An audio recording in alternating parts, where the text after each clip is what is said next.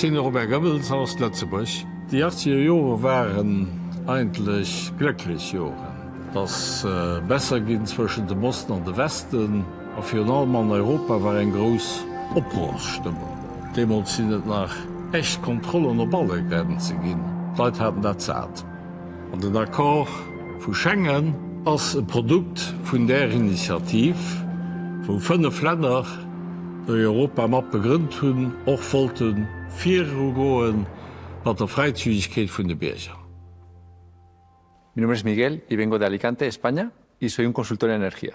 En mi empresa trabajan unas 8 nacionalidades y trabajamos en unos 20 países en Europa y tenemos clientes de todo el mundo. Sin los tratados de Schengen sería posible, pero no sería tan eficaz. Nosotros nos dedicamos a ayudar en la transición energética en Europa y el poder importar y usar talento de otros países es fundamental. Yo describiría como un efecto Medici, en el que varias culturas, varios perfiles que conocen diferentes sistemas en Europa confluyen y son capaces de generar ideas innovadoras y transgresoras. Hallo, mein Name ist Sonja. Ich komme aus Wissembourg. Wissembourg liegt an der deutsch-französischen Grenze. Europa spielt in meinem Leben eine ganz große Rolle. Ich trainiere eine deutsch-französische Rugby-Mannschaft.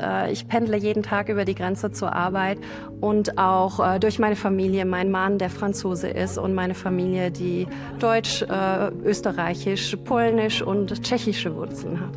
Schengen macht das Leben sehr flexibel. Wir können in verschiedenen Ländern arbeiten. Im Privaten können wir einfach einkaufen dort, wo wir wollen. Wir können Familienmitglieder auf beiden Seiten der Grenzen einfach besuchen. Und das ist eine ganz tolle Sache. Jien jisimni Karl u jiena minn Malta. Jiena bħalissa tnejx barra minn Malta u fit-tieni sena ħankompli f'pajjiż ieħor. U mbagħad wara l-masters nara minn hemm, tipo għandi ħafna opportunitajiet nista' mmur fejn irid. Bună ziua, mă numesc Loredana și vin din România. Sunt managerul unei firme de transport înființată în 2017, specializată în transport internațional în regim expres.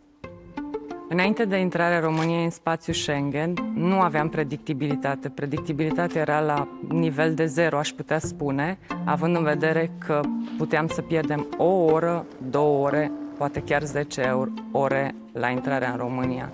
Deci nu puteam să oferim clientului informații pertinente despre ora la care marfa va fi livrată.